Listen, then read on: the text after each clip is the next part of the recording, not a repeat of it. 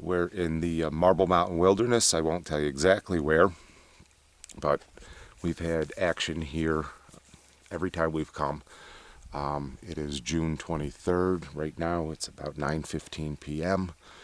and Mike Lorenz is going to basically explain what happened to him, and that's it. Okay, Mark and Tom went into town. The car had a flat, low tire. So Pete and I were here by ourselves for about an hour and a half. Pete laid down and was probably asleep for, an hour maybe. I grew concerned, so I checked my clock to see what time it was, to see how long you guys had been gone. And it said 7:35. I set my phone down. I'm sitting right here, and I heard the loudest noise I've ever heard in a forest. Ever. I'll get into the detail of the sound, but first I'll walk you through. It sounded like a unit of wood fell over. It sounded like a fucking granite, excuse my language, boulder rolled a mile down a hill and took out a tree. I mean, it's just powerful. It immediately got me out of this chair, and I said to Pete, who's asleep, "Did you hear that?" And he goes, "What the F was that?" I immediately grabbed the shotgun and my phone, and I go around to the other side of the vehicle where the noise came from, and I start recording on my phone. Pete comes out of the tent.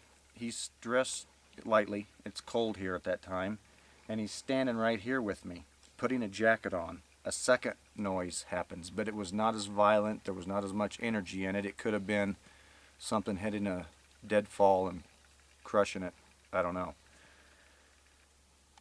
He did not hear it. Pete goes back into the tent to get his pants on. And as he's coming out, there's a third one right over here to my right, further up the hill. They progressed. The biggest one was directly behind my head, and they progressed 2, 3. I have the shotgun. Pete's standing here, and all of a sudden, Mark and Tom come around the corner. Okay? And what we believe is that it was a sentry who was coming up from the bottom, somewhere, from the river, who knows. Heard, spotted, sensed Mark and Tom, and alerted other possible family members in the area. As soon as Tom and Mark showed up, we filled them in on what was going on. We immediately geared up. We went down the slope about 300 yards looking for any kind, something that could have show residue of a noise that we heard. We didn't find anything. However, we did find 3 possible tracks. You know, it all makes sense. It wouldn't have happened if we hadn't had the flat tire.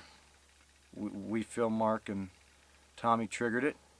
The first one was the loudest one and most violent. It's, again, the loudest noise I've ever heard in my life in the forest. I don't mean to interrupt, but can you describe the noise you heard in better detail, the first noise? Again, like a unit, like three units stacked up at a lumber yard fell over in a yard. You can imagine it. There was a concussion with it. Okay, it wasn't just there was a, I mean, you felt it. I'm sorry, I'm at a loss of words still. You know, this all happened within the last hour and a half.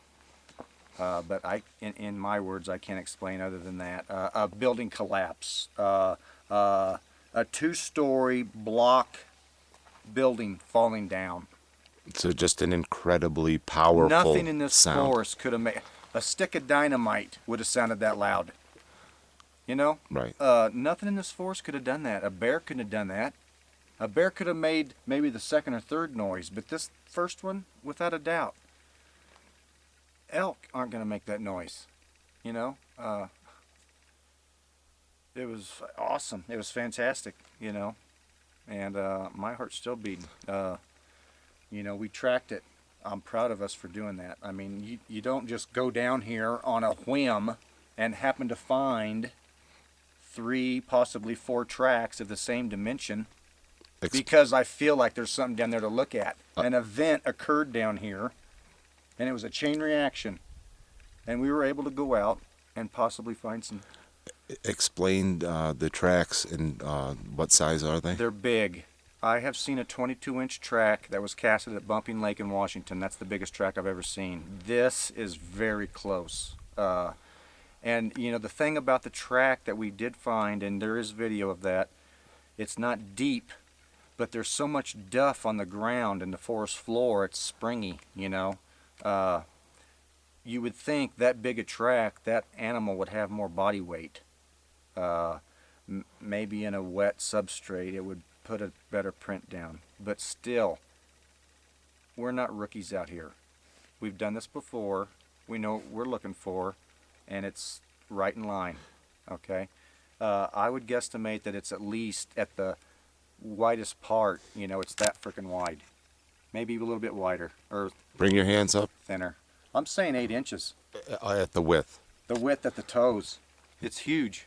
The ball's inconclusive because it's running on its toes, I believe. You know, it may be getting a heel. We did see some heel imprints, but there's a lot. It's got a predominant big toe, and it uses that toe to push off on the first 3 tracks we saw. You could really see it. The 4th track we possibly saw when we tracked it up this road and up a cut.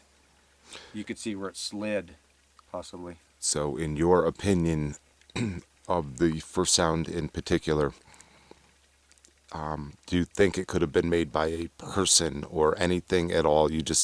There is no possible way in your mind. If a person crashed a truck into a tree, that's how a person could simulate that sound. A person did not make that sound. That's the way After we came back, did anything happen after that once the 4 of us were together? After we went down 300 yards south here and started looking for tracks, we progressed up the hill, and we had parabolic, we had video going, and we had some action. We had footfalls, we had tree knocks. At one point it actually tapped out 4 at the end. Like as we were coming around a road, it's like boom, and then it saw 2 and boom boom, and then it saw 3 of us, and then it saw 4 of us, and it put out 4 bumps. And I think that's what they do. They're signaling how many there are. And we all heard that. Yes, we did. So I'm jazzed. I'm in shock at the volume of the sound. It's frightening, and the size of the track is frightening. Mark saw the first one, and I fell to my knees and said some curse words because I've never seen nothing that big here. No. And you believe that the animal that was able to create that large sound probably laid down the tracks, I would assume. Absolutely. And I also think that animal made that horrific crash or noise or whatever it did. And I also did the simultaneous ones moving up the hill. I think there were others with it. I think that's a significant thing. When we heard the wood knocks, we had activity on the other side of the road as well. Mark saw a sapling move, and I'll be darned, we walk up there and we look at that cut and we see a footprint that had hit the cut and gone up the hill. And I believe, you know, what were we, 100 yards from there? I think it was parting its way through the trees when Mark saw the sapling move. So, Anything else you'd like to add? How are you feeling right now? How are your emotions I'm after drained. this? I mean, I was just calm before all this went down, and I mean, it's like I got pushed out of my chair. You know, I feel like I drank 4 pots of coffee all at once.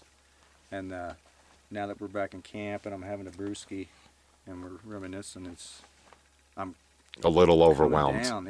It's almost like you an know, adrenaline rush. If we would have had people that have never done this before, it would have freaked them out. They would have been leaving. They would have wanted to leave. If I'd have had my son here or my wife here or anybody that has not been here and experienced what these animals do, if they would have heard that noise, they would have been scared to death. and it scared me.